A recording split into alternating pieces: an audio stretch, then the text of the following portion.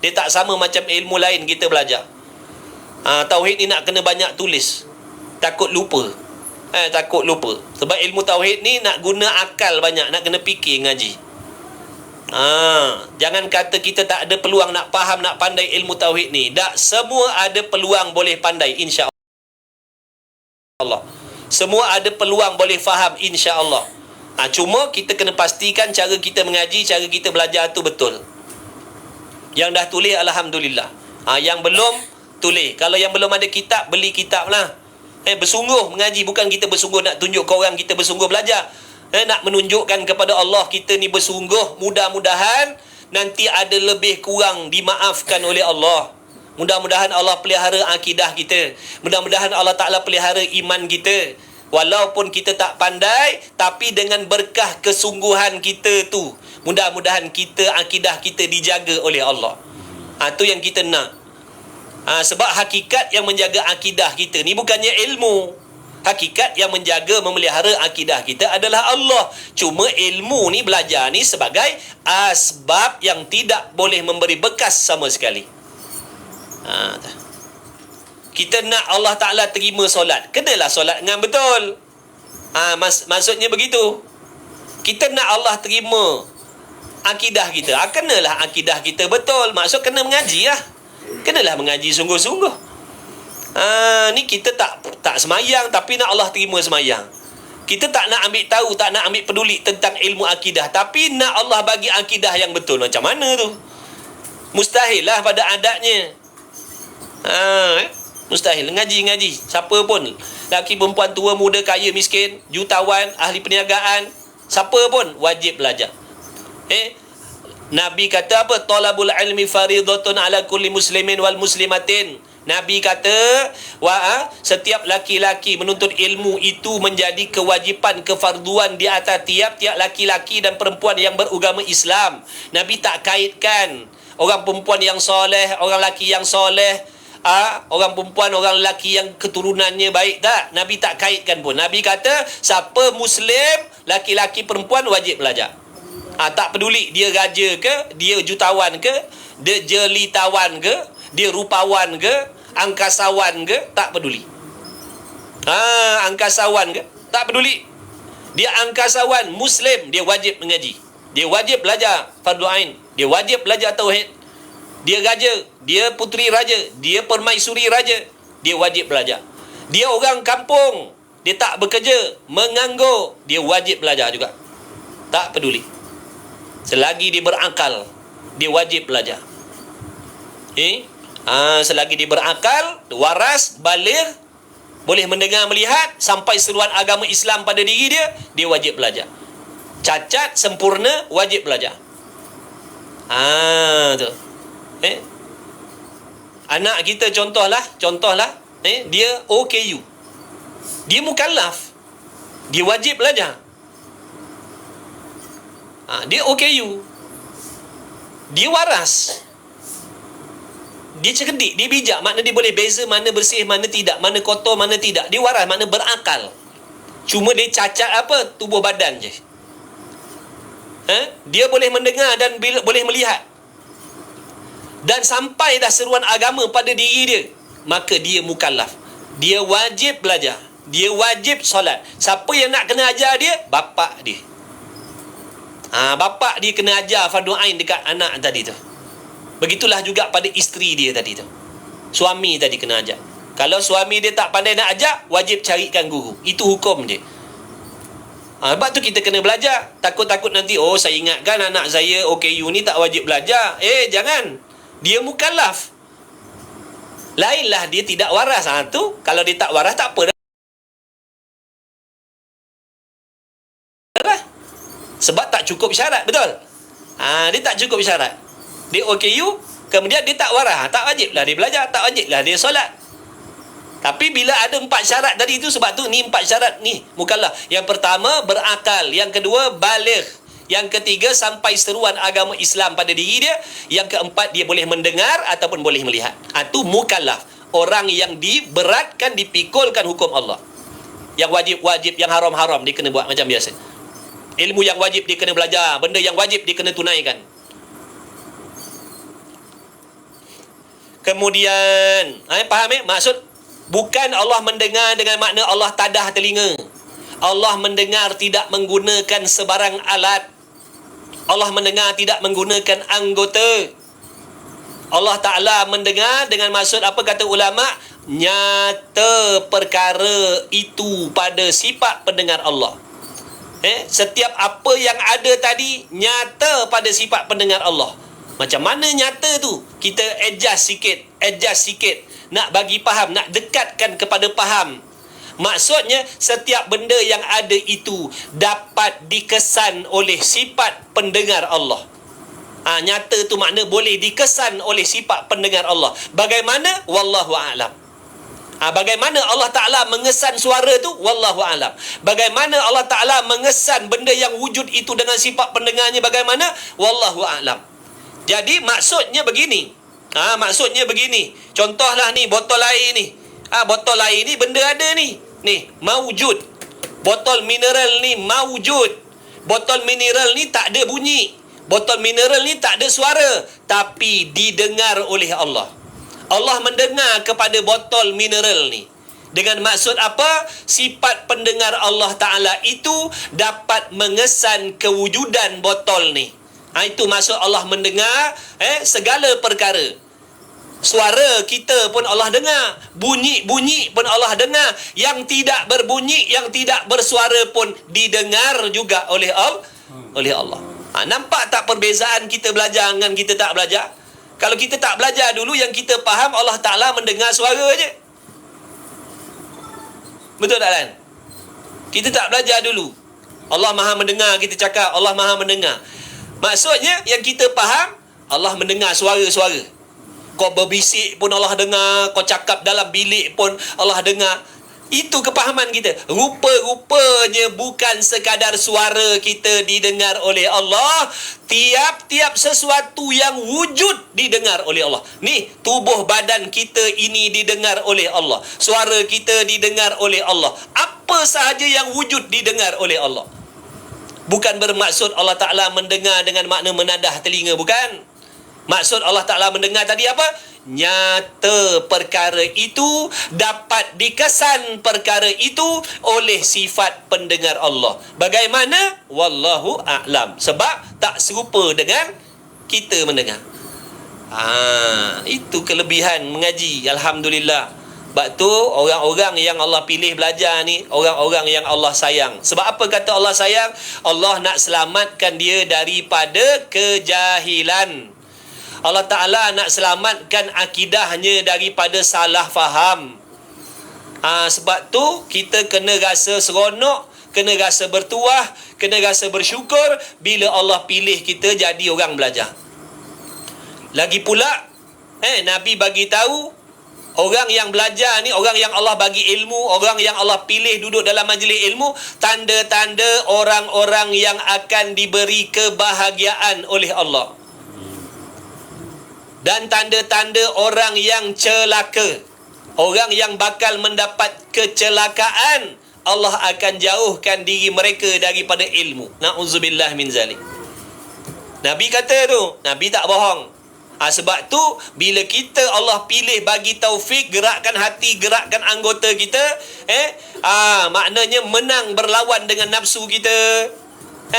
Kita menang berperang dengan dunia, berperang dengan manusia, berperang dengan bisikan syaitan. Alhamdulillah dengan taufik Allah, rahmat Allah, taufik Allah, kita dapat duduk dalam majlis ilmu pada saat dan ketika ini. Alhamdulillah. Itu tanda-tanda kasih Allah atas hamba tadi. Padahal Allah tidak wajib pun memilih kita semua duduk dalam majlis ilmu. Boleh je Allah nak tutup telinga kita dan hati kita daripada sebarang jenis ilmu agama. Tapi tidak. Allah Ta'ala pilih kita. Walaupun kita bukan hamba yang baik, Allah pilih juga, Allah panggil juga. Sebab itulah sifat kasih sayang Allah ni, pemurah Allah ni tak bertepi. Tak sama macam sifat kasih sayang dan pemurah makhluk. Ikut mood. Kalau hatinya baik dengan orang tu, dia akan jemput, dia akan panggil. Kalau dia tak mood, dia tak okey, dia tak panggil, dia tak jemput. Allah dah. Walaupun kita kadang-kadang tak solat, kadang-kadang buat benda haram, bukan kadang-kadang, selalu buat benda dosa maksiat, Maknanya kita selalu buat benda-benda yang dimurkai oleh Allah, tapi Allah tetap sudi jemput kita. Nampak tak tu? Allah tetap sudi jemput kita walaupun kita bukan hamba yang baik. Cuba bayangkan kalaulah Allah Ta'ala tu sifat kasih sayang dia macam kita, memang muka-muka kita ni daripada awal Allah takkan panggil lah.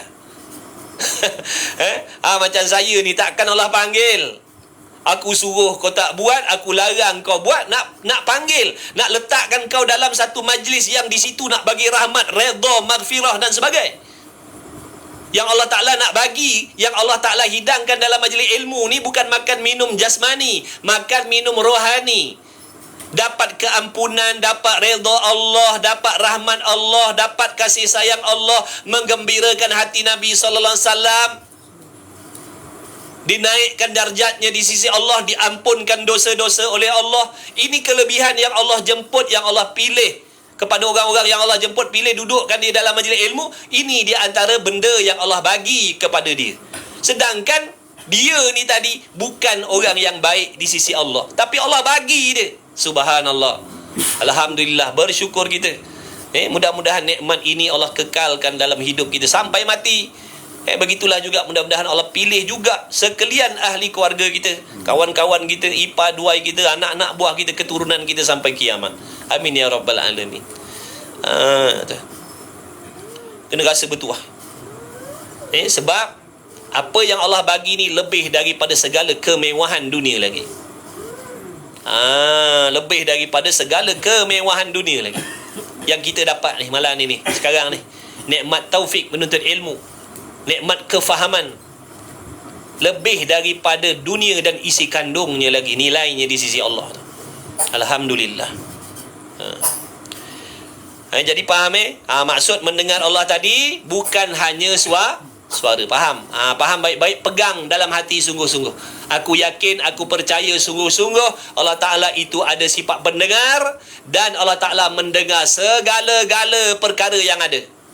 Sama ada bunyi suara, tak berbunyi, tak bersuara, asalkan sesuatu itu wujud, asalkan sesuatu itu ada, maka ia didengar oleh Allah.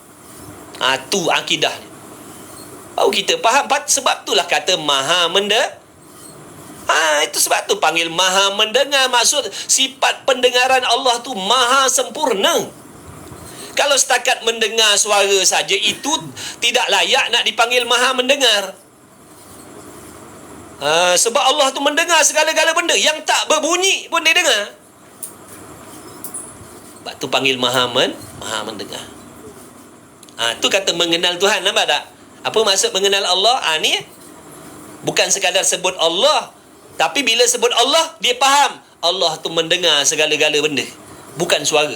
Bukan suara sahaja, bahkan yang tidak bersuara pun didengar oleh Allah. Didengar oleh Allah Subhanahu wa ta'ala. Mengajilah, tak terlambat lagi. Ngaji sungguh-sungguh. Ianya Allah Ta'ala tidak tuli. Allah Ta'ala tidak tuli. Jadi sifat tuli, peka, dan yang seumpama peka mustahil bagi Allah. Peka dan yang seumpama peka. Peka ni tak dengar langsung. Yang seumpama peka, yang sama waktu dengan peka apa? Dengar, bila kuat dengar, bila perlahan tak dengar. Itu seumpama peka. Bila kuat dengar, bila perlahan tak dengar. Kalau cakap kuat dengar, bila orang berbisik dah tak dengar. Itu seumpama peka. Ataupun kalau bercakap dalam keadaan riuh pikuk, tak terang dah. Tu. Contohnya ada 200 orang bercakap serentak, ngongeng, tak tahu apa yang dicakapkan. Itu seumpama peka juga tu. Mustahil. Allah dengar tiap-tiap satu.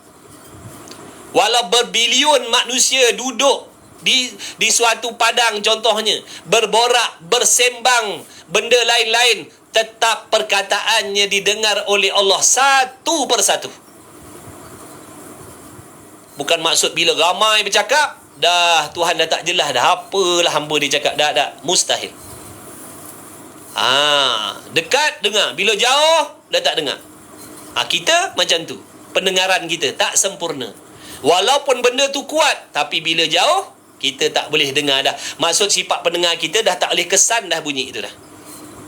Lagi pula, sifat pendengar kita tak boleh kesan ni, kewujudan botol ni. Kewujudan botol mineral ni, sifat pendengar kita tak boleh mengesan kewujudan dia. Yang boleh dikesan oleh sifat pendengar kita ni hanya bunyi, hanya suara. Itu pun ada syarat. Kalau kuat, kalau dekat, baru boleh dengar.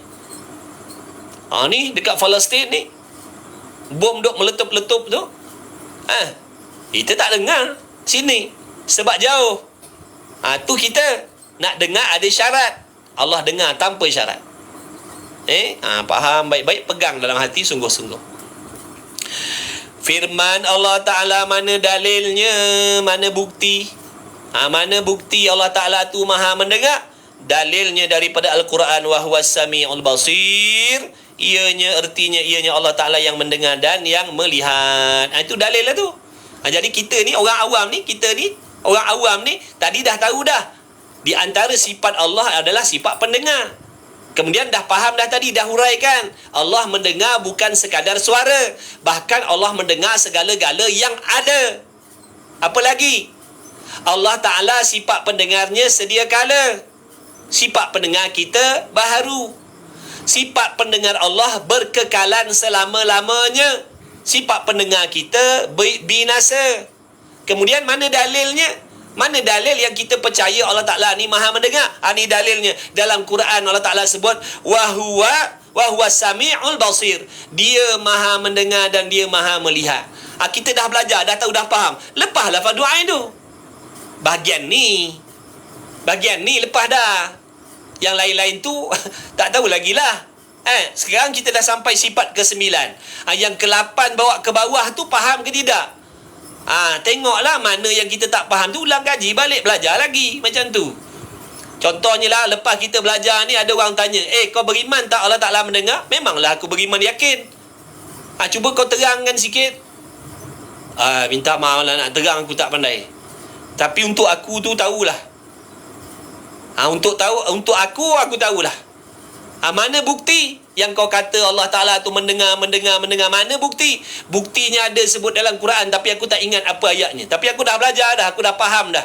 Dalam Quran ada sebut Allah Ta'ala mengaku dia mendengar dalam Quran tu, tapi ayatnya aku tak ingat.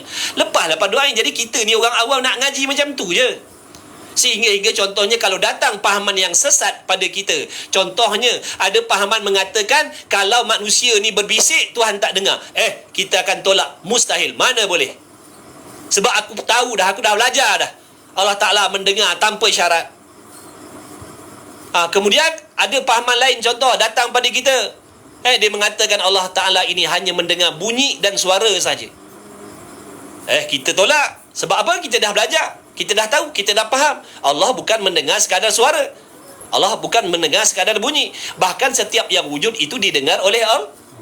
Itu tujuan kita belajar tadi, nak menyelamatkan akidah kita. Seandainya datang akidah yang sesat nak menghasut kita, kita boleh tolak, kita boleh sepak, kita takkan termakan, kita takkan pakai. Samalah macam datang pada kita akidah pahaman yang mengatakan Tuhan itu berada di atas langit. Kita akan tolak, kita tak boleh terima. Sebab kita dah faham sifat yang layak dengan Allah apa, sifat yang tak layak dengan Allah apa. Kita dah belajar, kita dah reti, kita dah faham. Walaupun tak boleh nak huraikan pada orang lain, setidak-tidaknya bila datang pahaman yang nak mengajak kita supaya percaya Allah Ta'ala itu ada tempat, Allah duduk dalam ruang, Allah berjirim berjisim, kita akan tolak, kita tak akan pakai. Tapi kalau kita tak tahu, kita akan terima. Lepas tu banyak di kalangan masyarakat kita yang tak nak belajar ilmu sifat 20 ni, boleh menerima pahaman yang mengatakan Tuhan itu bertempat di atas langit sana. Banyak ni di kalangan kita ni. Banyak di kalangan kita ni, masyarakat kita yang tak nak belajar. Akibat daripada tak nak ambil tahu tentang ilmu akidah ni, mereka boleh terima dan percaya pahaman yang mengatakan Tuhan itu ada kalanya di atas langit, ada kala Tuhan tu turun di langit yang pertama, Tuhan tu berpindah-pindah pula tempatnya. Na'udzubillah min zalik. Allah bukan alam yang boleh berubah-ubah, yang boleh berpindah-pindah. Ni alam ma siwallah, selain daripada Allah. Sifat kita makhluk ni tidak sama dengan sifat Allah. Perbuatan kita tidak sama dengan perbuatan Allah. Apa perbuatan kita? Bergerak diam contohnya. Ni perbuatan kita ni, kalau tak bergerak kita diam, kalau tak diam kita bergerak. Salah satu tu wajib. Maka boleh tak kita nak mengatakan yang Allah Ta'ala itu bergerak ataupun diam? Jawabnya tak boleh. Kerana gerak dan diam itu perbuatan makhluk. Jadi kalau dah berpindah daripada langit atas, langit ketujuh turun ke langit pertama, bergerak tak tu orang panggil? Itulah orang suruh belajar. Tu sebab ulama' pesan, mari mengaji, mari belajar tauhid, jangan tak belajar. Nanti besar celakanya yang kita dapat, akidah rosak, amal Allah tak terima, mati syirik, mati kafir, kekal dalam neraka. Tapi kita tak peduli, kita tak nampak bahaya tu. Kita tak nampak bahaya kalau kita tak pandai ilmu tauhid ni. Yang kita penting kan, boleh makan, boleh minum, boleh kaya, boleh mewah, tu je. Isi perut kita je. Berbini, beranak, tu je yang kita fikir. Kita tak pernah fikir pun tentang kecelakaan yang tunggu kita selepas mati tu besok. Macam mana kalau kita mati dalam keadaan iman kita salah dengan Allah? Bukankah kita mukmin? Maksudnya orang yang beriman dengan hari kiamat. Di antara perkara yang termasuk dalam hari kiamat tu, itulah dia. Soal munkar nakir, bertemu dengan malaikat maut yang memerlukan persiapan, memerlukan akidah yang betul. Nak balik akhirat ni, akidah mesti betul. Tu di antara bekalan kita nak balik akhirat. Tapi waktu hidup kita tak nak ambil peduli tentang akidah. Macam mana? Jadi jangan sia-siakan masa kita yang masih tinggal ni. Jangan sia-siakan. Belajarlah. Belajarlah betul-betul. Atur jadual waktu. Bagikan waktu. Wajib bagikan masa. Kita tak boleh belajar sebab kita tak bagi masa. Sebab tu kenapa kita boleh petang-petang duduk di taman-taman, berjoging, pergi gym, main badminton? Kenapa? Sebab kita bagikan masa untuk tu. Sebab tu kita boleh buat istiqamah. Setiap petang mesti main bola, mesti berjoging, mesti pergi gym, mesti main badminton. Sebab apa istiqamah?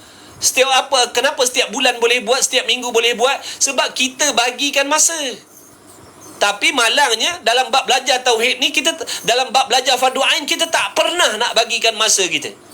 Sebab itu kita tak boleh belajar. Itu je jawapan dia. Maka kena tegas. Kena bersungguh. Memang yang nama ibadat ni memang kena paksa. Memang kena paksa. Kalau tak paksa memang kita takkan boleh. InsyaAllah. Doa pada Allah banyak-banyak. Harap pada Allah sungguh-sungguh. Supaya Allah memberi kita taufik, pertolongan. Tidak mustahil. Walaupun sebelum ni berat, tapi kalau dapat taufik daripada Allah, yang berat apa pun jadi ringan. Jangan putus asa daripada rahmat Allah. Jangan kata aku dah terlambat, aku dah tak ada faedah belajar agama, aku ni dah banyak salah, aku dah banyak dosa dengan Tuhan, Allah tak terima dah. Itu semua bisikan syaitan, bisikan nafsu yang nak terus menjauhkan kita dengan Allah. Belajar sungguh-sungguh. Allah Ta'ala maha menerima taubat. Ingat tu. Rahmatnya sangat luas, keampunannya sangat luas daripada dosa dan maksiat yang kita dah lakukan. Allah maha pengampun. Allah tahu hamba ni payah nak melakukan taat sebab ada halangannya. Dunianya, syaitannya, makhluknya, nafsunya. Sebab itulah Allah sentiasa mengampunkan. Sebab apa? Allah tahu susah nak mentaati dia tu. Sebab itu apabila hamba tu boleh menunaikan kewajipan dan meninggalkan kemaksiatan, pada ketika itu kedudukannya lebih hebat, lebih mulia daripada malaikat lagi. Kerana malaikat melakukan taat tak perlu berlawan dengan nafsu dan syaitan, meninggalkan dunia, meninggalkan makhluk dah. Mereka memang makhluk yang Allah ciptakan, taat kepada Allah tu tabiat dia. Adapun kita hamba manusia ni nak buat taat, tak kisahlah taat besar, taat kecil, benda wajib, benda sunat, semua nak kena perang dulu. Kalau tak boleh nak buat. Tu pun kalau Allah bagi taufik baru boleh buat. Sebab tu Allah sangat-sangat nak mengampunkan kita. Dia maha memahami kita. Dia yang menjadikan kita. InsyaAllah jangan putus asa. Wallahu a'lam. Itu dalilnya. Nanti sambung lagi. Wallahu a'lam. Satu kita lagi. Muniatul Nusaliyah. Tadi dah berat ni, ringan-ringan, santai-santai pula. Mata pun dah rapat, nampak tu masing-masing tu. Bubur dah sejuk. Okey, sekejap lagi. 15 minit lagi. Malam ni ada bubur Ashura. Bubur lambuk. Malam ni ada bubur lambuk, sahabat. Malam ni ada bubur lambuk. Okey, satu kitab lagi, Munyatul Musalli. Mentara tu kempen sikit kawan-kawan, kalau ada cikgu-cikgu, cikgi-cikgi, ustazah-ustazah, boleh beli ni, boleh beli. Boleh beli ni, tekan beg kuning kat bawah tu, jangan malu-malu, boleh beli dalam tu. Kena cakap juga lebih kurang. Apa nak malu kan? Kita bukan mencuri, nak beli tak nak sudah. Muka surat apa Ada tak tanda saya punya kitab muka surat apa 463. Wujud balang tanda. Wujud balang tanda. 463 463. Kitab lain, kitab Rumi, jawab yang Rumi. Rumi muka surat apa? 112. 112. Kawan-kawan yang ada kitab Rumi boleh tengok 112, ataupun ada cetakan yang lain dia terlebih 4 muka surat macam itulah, ataupun terkurang 4 muka surat, lebih kurang kot rasanya. Berapa tadi lah? 463. Bismillahirrahmanirrahim. 15 minit. Lepas ni kita boleh makan bubur, insya-Allah.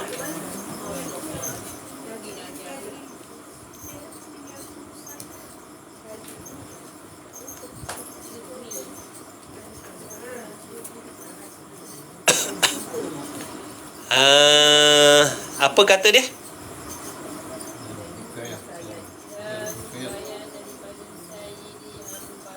Dan hikayat daripada Sayyidi Abu Bakar At-Turtusi.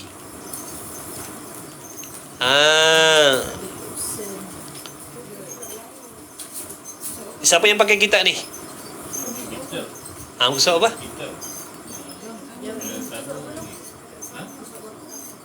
Siapa pakai je ni?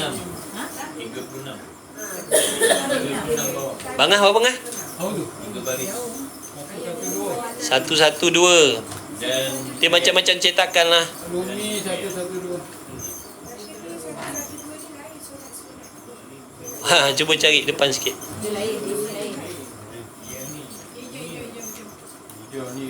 Ni betul, yang ni betul. Dia selepas daripada dia bab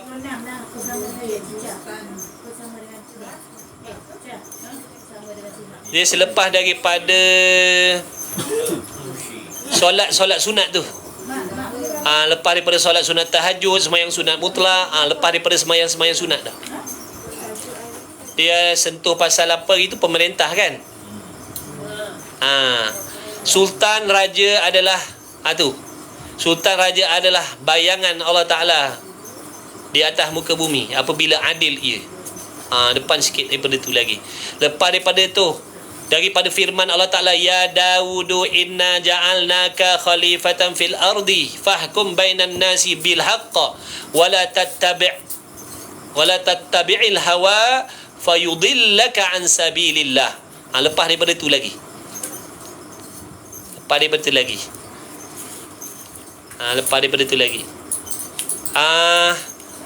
Lepas daripada tu, iqdi bainan nasi bi hukmillah fa innahu la yuslihuhum illa dhalika. Kawan-kawan ada tak? Cuba tengok 134. Ni kawan-kawan kita dekat TikTok kata ada yang muka surat 134. 134. Yang ni 112. Qala al-muallifu rahimahullahu ta'ala wa nafa'ana wa iyyakum bi'ulumi wa bi'ulumi masyayikhina fid darain amin. Yang tak ada kitab boleh tengok dalam beg tu ada kitab Munyatul Musalli, saya dah letak tadi. Kitab ni ada 2-3 tempat saya baca. 2-3 tempat saya baca kitab ni. Jadi boleh beli dan ambil jadual waktu, masuk grup nanti baru tahu bila jadual kelas. Insya-Allah pakak-pakak ngaji kerana Allah. Mudah-mudahan Allah bagi ilmu manfaat, mudah-mudahan Allah terima amal ibadah kita insya-Allah. Dan hikayat daripada Sayyidi Abu Bakar At-Turtusi pada kitab Sirajul Muluk, katanya telah telah cerita akan daku setengah daripada syuyukh. Tengah bercerita. Setengah daripada syuyukh. Syuyukh apa maksud syuyukh? Guru-guru daripada orang yang dahulu-dahulu bahawasanya adalah pada negeri Sa'idi.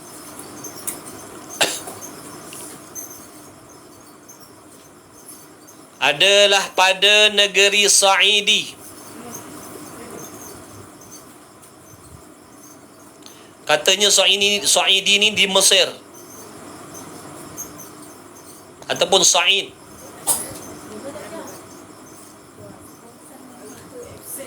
Negeri sebelah ulu. Suatu tempat sebelah ulu negeri Mesir, kata dia.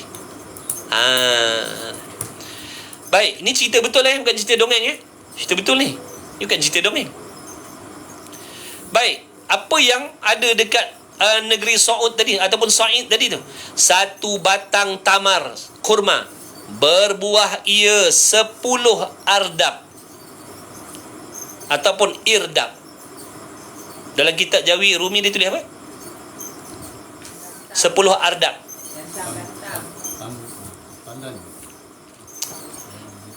Satu ardab menyamai 24 gantang.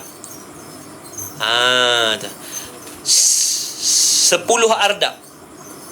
Satu ardab 24 gantang. Kalikanlah punya suburnya pokok tamar tadi tu. Satu ardab 24 gantang. Pokok tu mengeluarkan 10 ardab. Kalilah 24. 240 gantang tamar. Dan tiada pada demikian zaman itu, tak ada pada masa tu satu pohon tamar berbuah setengah daripada demikian itu. Nak cari pada waktu tu pokok tamar yang mengeluarkan hasil separuh daripada pokok yang mereka temui di Sa'id tadi tu tak ada. Nak kata satu pohon mengeluarkan 5 ardab, tak ada. Tapi tadi ditemukan pohon tamar di Sa'idi tadi tu mengeluarkan 10 ardab. Padahal tiada yang demikian zaman. Tak ada pun pada zaman tu satu pohon tamar berbuah setengah daripada tu. Tak ada jumpa pun. Apa sebab tu? Apa baja dia pakai? Bukan sebab baja, sebab keberkahan yang Allah turunkan. Dulu kita dah baca banyak kan? Banyak dah contoh-contoh cerita dulu, tanda-tanda Allah mengambil keberkatan bumi tu. Apabila seorang raja, apabila seorang pemerintah itu berniat di dalam hatinya untuk melakukan kezaliman. Bukan melakukan kezaliman berniat nak buat zalim. Baru ada hasrat nak buat zalim, baru ada hasrat nak rampas harta, baru ada hasrat nak menindas, maka Allah Ta'ala mengambil keberkahan di bumi itu. Tengok cerita yang lepas-lepas dah. Ni muka surat 112 dah. Tengok cerita sebelum tu, banyak contoh. Banyak contoh. Jadi kalau orang tanya kenapa sekarang ni pokok-pokok tak ada buah banyak, kambing-kambing kuruh kering, lembu-lembu kuruh kering, mata wang jatuh dan sebagainya, air sungai kering, ikan tak ada, susu getah tak ada, kelapa sawit buah kecil, tandan kecil-kecil, katanya ulama dengan sebab Allah mengambil keberkatan. Allah ambil keberkatan asbab pemerintah yang ni bukan saya cakap, tengok dalam kitab ni balik. Sebab tu dulu kitab ni pernah dibacakan dalam TV. Ada TV1. Dalam TV1 dulu kitab Muniyatul Musalli ni pernah dibacakan, tapi sekat jalan sampai bab ni berhenti sampai bab ni kena gam dah ustaz tu, tak boleh baca dah. Gam uhu, gam gajah. Bukan gam uhu, gam gajah. Dulu kita seronok. Adalah dalam TV ada pengajian kitab Muniyatul Musalli. Bagus Ustaz apa? Ustaz Ahmad. Lepas tu sekerat dia, lepas tu dah lesap hilang dah. Sebab apa? Ni duk cerita pasal ni. Padahal tak ada mention pun nama sesiapa. Dalam kitab ni kata mana-mana pemerintah atas dunia yang zalim, maka Allah akan mengambil keberkahan di kawasan jajahan dia. Ni dulu dia. Tengok habis. Okey, sambung lagi. Maka tadi, dan tiada yang demikian itu pada zaman itu satu pun pohon tamar yang berbuah setengah daripada demikian itu, maka dirampas akan dia oleh sultan. Jadi apabila sultan tadi, pemerintah tadi tu tahu di suatu kawasan di hulu negeri Mesir ada tempat yang mengeluarkan ada kebun tamar yang mengeluarkan buah yang sangat-sangat banyak, lalu timbul di dalam hatinya niat untuk pergi merampas.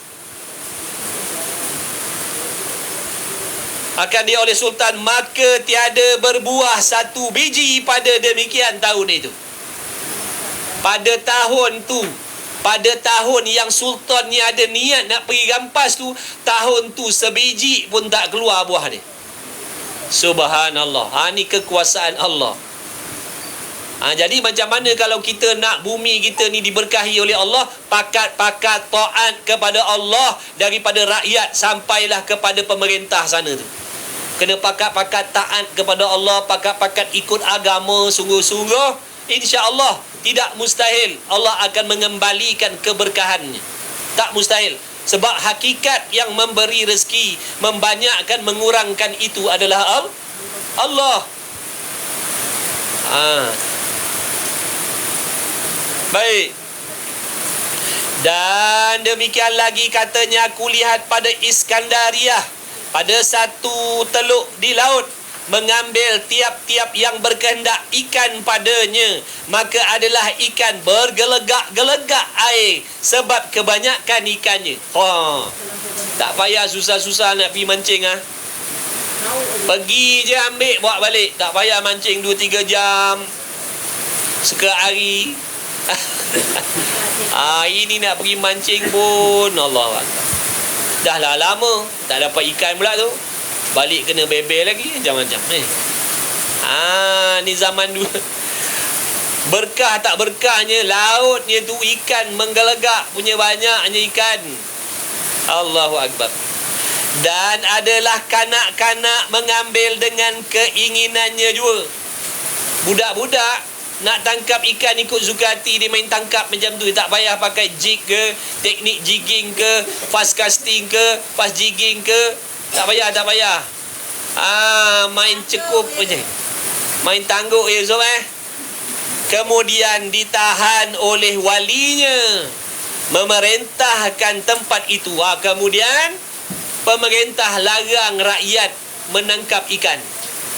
Kemudian pemerintah dia melarang rakyatnya menangkap ikan dan menegahkan ia akan manusia daripada mengambil daripada laut tadi akan ikan. Kawasan larangan katanya. Kawasan milik kerajaan. Tak boleh dah memukat di sini, tak boleh mengail di sini. Nampak dah tu? Maka hilanglah ikan itu daripada tempatnya hingga tiada hampir didapatnya seekor hingga sekarang. Sampai tak ada ikan. Ikan pakat-pakat lari, berhijrah tempat lain. Tu. Siapa yang menggerakkan ikan tu? Siapa yang berenangkan ikan tu? Allah. Jadi tidak mustahil lah apabila Allah Ta'ala murka, Allah Ta'ala nak tarik rezeki, Allah jadikanlah sebab-sebab dia. Habis ikan semua lari. Inilah segala perkara yang memberi bekas dan melalui oleh rahsia segala raja. Dan citanya raja yang tersembunyi di dalam mereka itu kepada rakyatnya. Inilah kesan-kesan yang terjadi. Allah Ta'ala mengambil keberkahan bumi apabila ada di dalam hati pemerintah keinginan untuk merampas hak rakyat tadi tu. Apatah lagi kalau dia dah lakukan, Apatah lagi kalau dia dah laksanakan. Ini baru niat, Allah ambil berkah dah. Fikir-fikirlah sendiri. Jika baik jadi baiklah mamlakahnya. Makna kalau raja tadi bertakwa, baik, tidak menipu, tidak menzalimi, maka baiklah kawasan jajahan pemerintahannya. Dengan makna akan diberkahi oleh Allah. Dan jika jahat, kalau mana-mana pemerintah tadi jahat, ada niat yang tak elok terhadap rakyat, mementingkan diri sendiri, mementingkan piuk nasi sendiri, tidak memikirkan tentang nasib rakyat, maka jahatlah pada segala mamlakah. Jahat ni makna tak elok lah, kurang berkah lah kawasan jajahan dia, kawasan pentadbiran dia, negeri-negara yang ditadbir tadi. Hilanglah keberkahannya kerana diambil oleh Allah Subhanahu wa ta'ala. Cerita ahli tarikh di dalam kitab mereka itu adalah segala manusia apabila berpagi-pagi pada zaman Hajjaj, bertanya mereka itu siapa kena bunuh selama ini. Ni waktu pemerintah Raja Hajjaj. Raja Hajjaj ni dia Muslim, dia Islam tapi zalim, suka jatuhkan hukuman mati pada rakyat dia. Sehingga perbualan rakyat dia bila berborak, dia akan tanya berapa orang kena bunuh hari ni. Hari ni berapa orang kena hukum, hari ni berapa orang kena bunuh, hari ni macam tu perbualan rakyat dia. Maksudnya apa yang disembangkan oleh rakyat ni dipengaruhi bagaimana keadaan pemerintah tadi tu. Kalau pemerintah tu tabiat dia suka menzalimi, suka menghukum, suka membunuh, maka rakyatnya akan cerita pasal pembunuhan. Dan siapa orang yang kena sula hari ni, itu perbualan dia. Dan siapa orang yang kena pukul hari ni, dan yang seumpamanya. Dan pada zaman Walid, suka ia kepada kebun dan rumah. Ni pemerintah yang namanya Walid pula. Tabiat dia apa? Dia suka apa? Dia suka harta kekayaan. Maka adalah segala manusia pada zamannya bertanya-tanya, bersembang-sembang, berborak-borak mereka itu pada pagi-pagi daripada kerja rumah. Siapa yang berbuat kebun dan siapa yang memiliki sungai, yang memilih sungai, dan siapa yang bertanam kayu. Maksudnya cerita pasal projek. Mudah nak faham. Bila pemerintah pentadbir, dia seorang pemerintah yang sukakan harta kekayaan, maka rakyatnya pun akan bersembang tentang harta kekayaan. Dan pada zaman Sulaiman anak Abdul Malik, dan adalah ia sukakan makan makanan dan berkahwin. Tabiat dia lain pula. Dan adalah segala manusia berkhabar-khabar pada makanan, bercerita-cerita pasal makanan yang indah-indah. Maksud cerita pasal makan yang lazat-lazat, yang baik-baik. Rakyatnya bersembang pasal makan. Sebab pemerintah dia tu kasihkan makan yang sedap-sedap. Dan memahalkan isi kahwin, meninggikan isi kahwin. Dan apa? Dan harga sahaya, harga hamba abdi jadi mahal. Dan meramaikan tempat kedudukan mereka itu dengan berkhabar-khabarkan akan yang demikian itu. Maksudnya apa yang disukai oleh pemerintah, itulah yang akan mempengaruhi rakyat dia. Mudah. Kalau pemerintah dia suka buat zalim, buat jenayah, maka rakyatnya akan buat zalim, buat jenayah. Kalau pemerintahnya cintakan dunia, kumpul harta benda, maka begitulah tabiat rakyat dia. Dan pada zaman Umar bin Abdul Aziz, adalah segala manusia bertanya-tanya mereka itu, beberapa engkau hafaz Quran dan engkau hafaz wirid tiap-tiap malam, dan beberapa si anu tu hafaz kitab, dan beberapa sehari ia membaca Quran, dan beberapa puasa pada sebulan, dan beberapa yang demikian itu. Maksudnya Sayyidina Umar bin Abdul Aziz ni adalah seorang ulama, lagi pula pemerintah yang adil, yang bertakwa kepada Allah. Maka sikap dan akhlak dia tu mempengaruhi rakyat dia, hingga rakyat yang ada pada zaman pemerintahan dia setiap hari bertanya, bercerita tentang ilmu dan ibadah. Rakyatnya bersembang pasal ilmu dan ibadah pada zaman pemerintahan Umar bin Abdul Aziz tadi tu. Maka sayugianya bagi raja-raja adalah ia atas jalan sahabat. Ini nasihat daripada Tuan Guru kita ni, Syekh Daud bin Abdullah Al-Fattani. Sayugianya, sepatutnya mana-mana raja di dalam dunia ni, mana-mana pentadbir pemerintah dalam dunia ni, adalah ia mengikut jalan sahabat. Hendaklah dia mengikut jejak langkah para sahabat ataupun salafus salih yang dahulu-dahulu, yang solihin, ridwanullahu alaihim ajma'in, amin. Dan mengikut dengan mereka itu pada perbuatannya. Kena ikut macam mana sahabat, macam mana salafus salih dulu mentadbir. Sepatutnya mana-mana pemerintah atas dunia ni begitulah. Takut kepada Allah, cintakan ilmu, bencikan maksiat. Sepatutnya tidak mementingkan diri. Tengok sahabat Khulafaur Rasyidin, sahabat 4 yang mentadbir, dia tidak mementingkan diri dia. Dia tak pentingkan ahli keluarga dia. Dia mementingkan rakyat dia, memastikan susah senang rakyat dia, kemudian baru dia. Itu sepatutnya mana-mana pemimpin pemerintah atas dunia ni yang Islam mencontohi akhlak sahabat-sahabat Nabi dan salafus salih dalam mentadbir di mana-mana pun. Ingat dalam kitab ni dia tak ada mention mana-mana. Dia tak ada sebut pemerintah zaman bila, nama siapa, negeri mana, tak ada. Dia nak menceritakan hukum Allah ni. Siapa-siapa jadi pemerintah, begitulah hukum Allahnya. Tak pedulilah apa warna yang memerintah tadi, asalkan dia Muslim. Inilah corak yang sepatutnya dia kena ikut.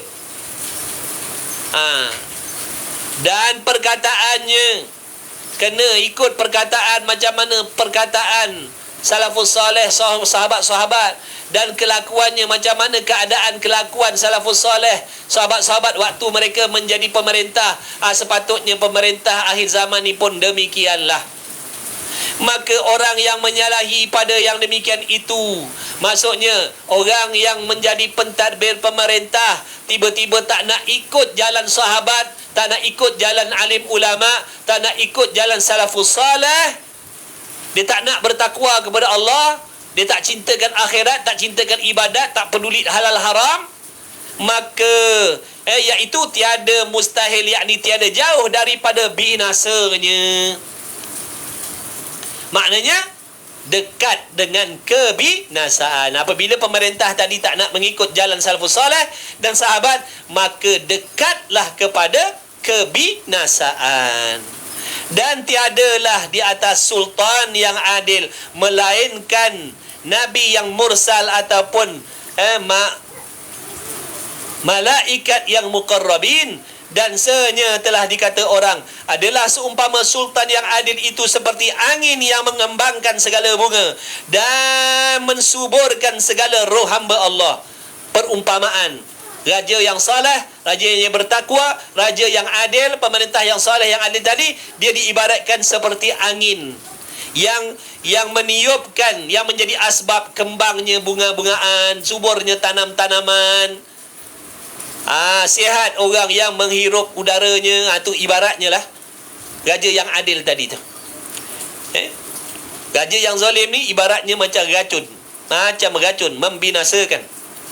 Dan sayugianya raja janganlah ditaruh akan hijab, jadi kesakitan orang yang kena zalim. Wallahu a'lam. Sepatutnya Kata Syekh Daud bin Abdullah Fatani, mana-mana pemerintah, seelok-eloknya janganlah letak pengawal-pengawal sehingga rakyat susah nak pergi mengadu hal. Nak pergi jumpa dia kena lalu 2, 3, 4 lapis pintu. Pun kadang-kadang tak dapat nak jumpa, pun kadang-kadang tak dapat nak merayu. Ini cara Islam. Ini cara Islam ni. Ini cara-cara akhlak pemerintah Islam. Makna mana-mana rakyat nak jumpa dipermudahkan, bukan sukar. Baca Tuan Guru Ni Aziz. Siapa nak datang jumpa boleh jumpa. Tak perlu nak berhadapan dengan bonza-bonza dulu. Nak kena jumpa 2, 3 lapis, 7, 4 lapis baru dapat jumpa. Tu pun kalau nasib. Kadang-kadang aduan tak dipedulikan. Itu bukan ciri-ciri pemerintah Muslim. Wallahu subhanahu wa ta'ala a'lam wa ilmuhu atam. Jadi mudah-mudahan walaupun seketika, mudah-mudahan dengan berkah turunnya hujan ni, mudah-mudahan Allah Ta'ala memberi keberkahan kepada kita semua yang hadir khususnya. Dan tak lupa ibu bapa, anak bini, suami, kawan-kawan, kenalan-kenalan yang mengikuti di kejauhan secara online ni, pun tak terkecuali lah. Mudah-mudahan mendapat keberkahan majlis ilmu kita pada malam ini dengan berkah Nabi kita Muhammad sallallahu alaihi wasallam. Mudah-mudahan sekalian yang hadir diberi keampunan oleh Allah Subhanahu wa taala. Mudah-mudahan diberi kesihatan, keafiatan, keberkahan dalam hidup. Mudah-mudahan Allah Ta'ala memurahkan rezeki rohani dan jasmani, mengkabulkan segala doa, segala hajat yang tersurat, yang tersirat. Mudah-mudahan Allah Ta'ala senantiasa memilih kita duduk dalam majlis ilmu. Mudah-mudahan Allah Ta'ala memanjangkan umur kita dengan memberi umur yang berkah. Mudah-mudahan Allah Ta'ala memberikan kepada kita rezeki yang berkah. Mudah-mudahan Allah Ta'ala memberikan kepada kita kesihatan yang berkah. Mudah-mudahan Allah Ta'ala memberikan taufik kepada kita untuk memperbaiki amalan kita yang zahir dan yang batin. Mudah-mudahan Allah Ta'ala rezekikan kepada kita semua sekaliannya tidak terkecuali husnul khatimah. Mudah-mudahan Allah Ta'ala membimbing kita. Mudah-mudahan Allah Ta'ala sentiasa membimbing kita. Mudah-mudahan Allah Ta'ala tidak melupakan kita. Mudah-mudahan Allah Ta'ala mengampunkan segala dosa-dosa almarhum almarhumah, ibu bapa, saudara mara, nenek moyang kita yang dah pergi. Mudah-mudahan Allah Ta'ala menyampaikan seandainya ada ganjaran pahala kebajikan dalam majlis ilmu kita pada saat ini. Moga-moga Allah menyampaikan kepada almarhum almarhumah, ibu bapa kita, ibu bapa mertua dan sebagainya lah, kawan-kawan kita dan sebagainya, para muslimin muslimat yang dah pergi. Mudah-mudahan di masa-masa akan datang Allah Ta'ala pilih kita lagi, Allah Ta'ala bagi taufik insya-Allah.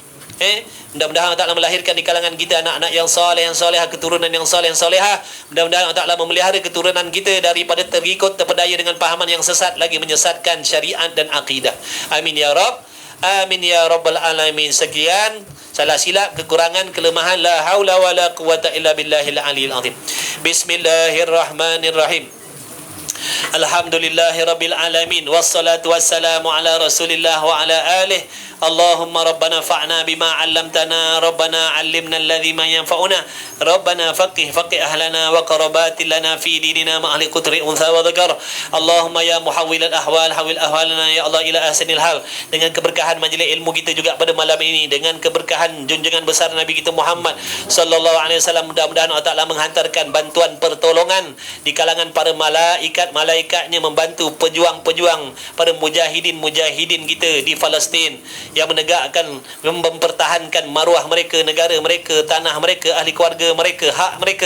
Mudah-mudahan diberikan kemenangan, diberikan pertolongan. Mudah-mudahan dihapuskan, dibinasakan, digagalkan segala perancangan orang-orang kafir Zionis, orang-orang kafir harbi yang senantiasa mengkhianati umat Islam di serata dunia. Mudah-mudahan Allah Ta'ala menggagalkan segala perancangan mereka.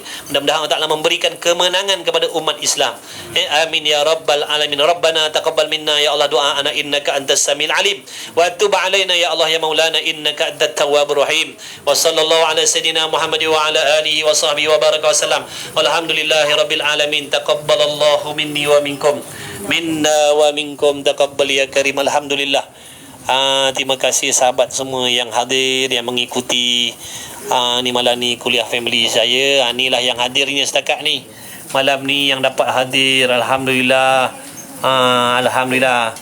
Ni semua adik-beradik saya lah ni, ipar dua, anak buah semua, insya-Allah.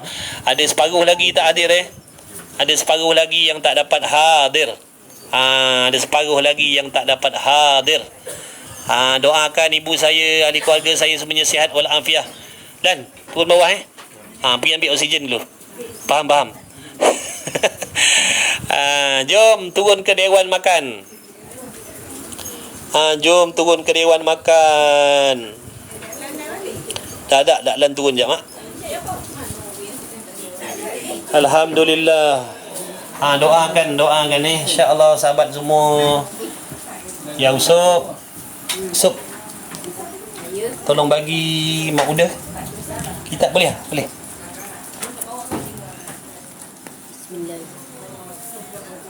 Bubur lambuk malam ni, insya-Allah. Malam ni bubur lambuk. Pakar doa. Baik. Selamat rehat semuanya. Selamat rehat. Kalau mimpi boleh pegang tak? Kalau kita mimpi boleh pegang tak? Mimpi? Boleh pegang tak? Maksudnya mimpi yang macam kena tengok juga? Mimpi yang macam mana? Alhamdulillah 3 malam lepas saya mimpi jumpa dengan ayah. Alhamdulillah. Malam kan? 3 dialog aja jumpa dia. Assalamualaikum, waalaikumsalam. Khabar ya? Alhamdulillah sihat. Salam kuat.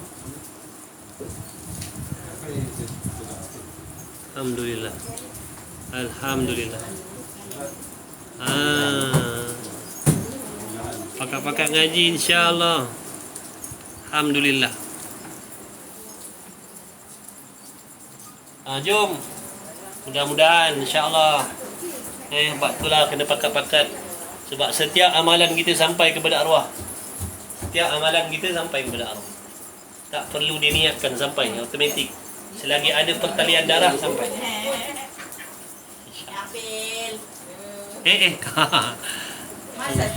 Jomlah, apa lagi? Jom, bubur bunda kombang dah ni. Jom jom. Kasih. Ni. Ambillah sup. Ambil kasih. Saya kena pegang ni jangan ni makan. Ada jamuan tu. Kasih. Bye.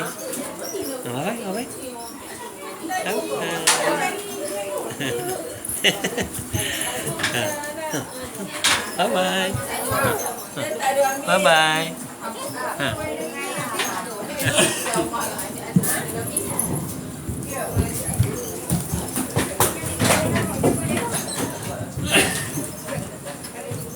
Boleh tak bawa? Tak boleh bawa, letak dulu lah, besok dia ambil. Jom. Allahumma salli ala Sayyidina Muhammad. Ya Karim, ya Allah. Suka. Jom. Kita turun ke dewan Jom kita turun ke dewan ni kasih. Ni abang Kadir saya. Ni abang saya yang nombor 3. Ni abang saya yang nombor 2. Ni abang saya yang nombor 1. Alamak. You have been promoting. Nak kena promote. Sebab tak ada tunjuk. Apa tu? Biarlah Kang kita settlekan lah. Ni pakat-pakat saya dah kena violation. Dia kata tak ada promote barang. Dia kata tak ada promote barang. Jadi saya kena tunjukkanlah saya punya barang ni.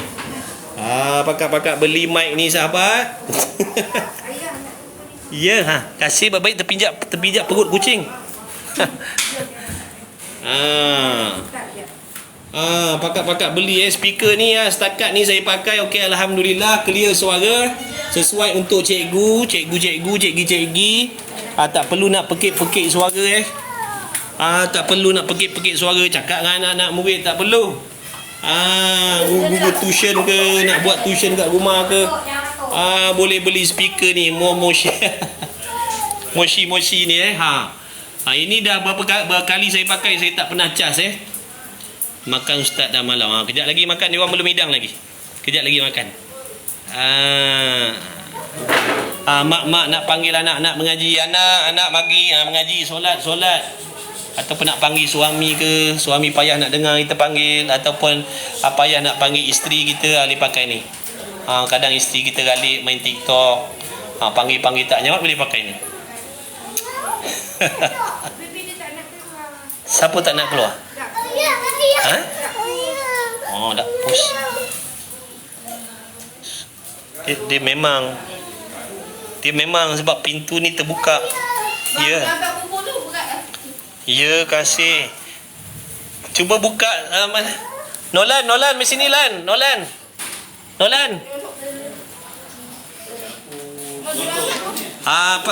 Pakat beli Pakat beli ni ayat promosi Kawan-kawan jangan salah faham Kawan-kawan jangan salah faham. Saya kena sebut benda ni. Kalau tak TikTok dia bagi saya warning. TikTok pun faham je lah. Saya buat sambil-sambil tu letak barang-barang dalam beg kuning tu. Rumah ni bersambung tak? Daripada rumah lama dulu sambung dengan rumah rumah adik-beradik ramai. Adik-beradik ada 11 orang. Adik-beradik 11 orang. Anak buah kalau balik semua orang dekat 60 orang semua. Tu tak masuk ipar 2 yang lagi semua. Sebab tu lah rumah. Ya, takut apa nyanyau? Nyanyau tak usik lah. Nyanyau tak usik. Mana kapal? Pergi ambil kapal. Mana kapal? Waalaikumsalam. Abang Cik. Boleh tengok dalam beg kuning ni speaker ni pun ada, speaker mic ni ada. Saya dalam adik-beradik saya nombor 10. Adik-beradik saya 5 laki-laki 6 perempuan. Kalau semua ada 14 orang. Kalau semua ada lah. Ada yang Allah dah panggil daripada waktu kecil dulu. Ada yang Allah dah panggil daripada kecil dulu. Jadi kalau ada semua ada 14 orang. Ya. Tak menangis. Ni sibuk dah masuk. Dah. Dia memang tak boleh lari dia ni. Ni kucingnya. Tenang. Dia nak keluar, pintu ni tutup sebab kucing nak masuk. Adik jangan tutup pintu baju tu. Tak, masalahnya pintu tu memang nak kena tutup. Dia menangis sebab pintu tutup. Halau kan dia ni, tembak air ke apa? Dapur ni. Wah, tu dia dah. Ni speaker juga. Sebenarnya bukan nak tunjuk speaker. Nak tunjuk tu. Masya Allah. Oh, barang baik. Bubur lambuk. Siapa nak datang lah sini. Siapa nak main yang dekat-dekat kot lah. Kebetulan dia lalu sini. Main.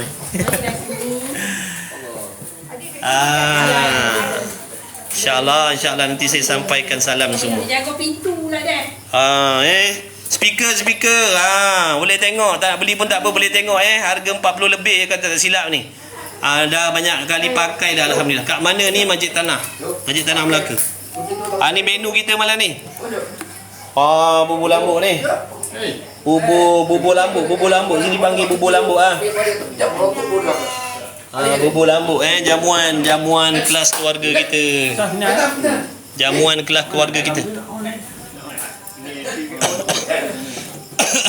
Nolan.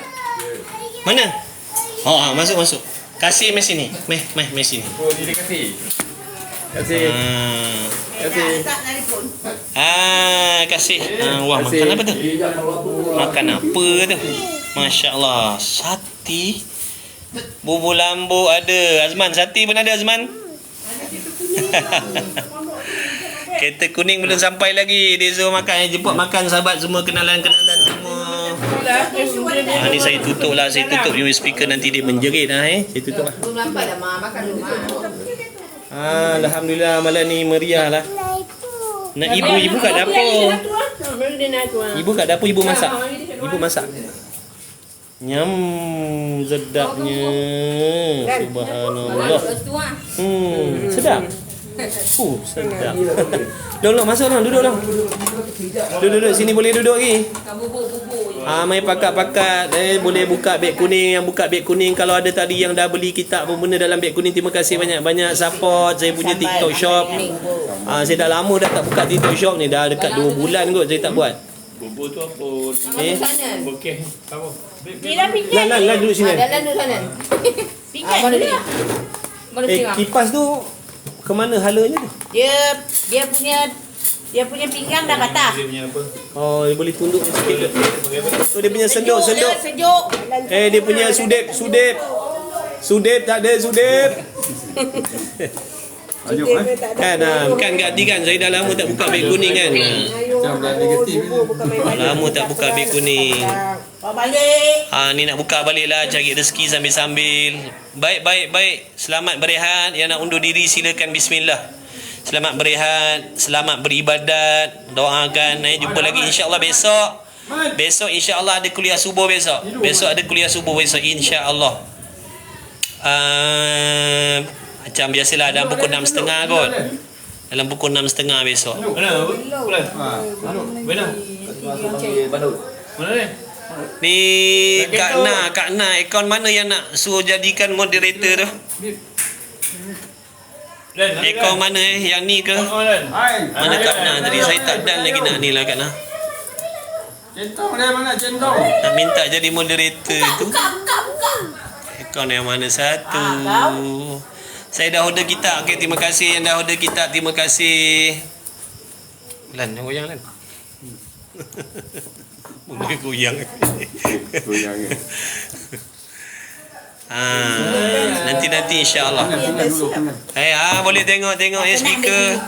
Boleh tengok speaker ni murah-murah je. Ajar kami nanti, saya tak pandai lah. Ya sayang. Selit. Buka. Dah. Nanti dah suruh ayah buat tu. Minum.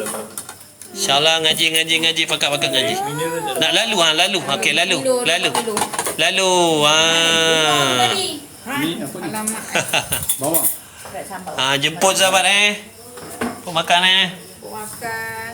Minta sudu tu. Oh, ramai ni. Lawan dengan sambal ni.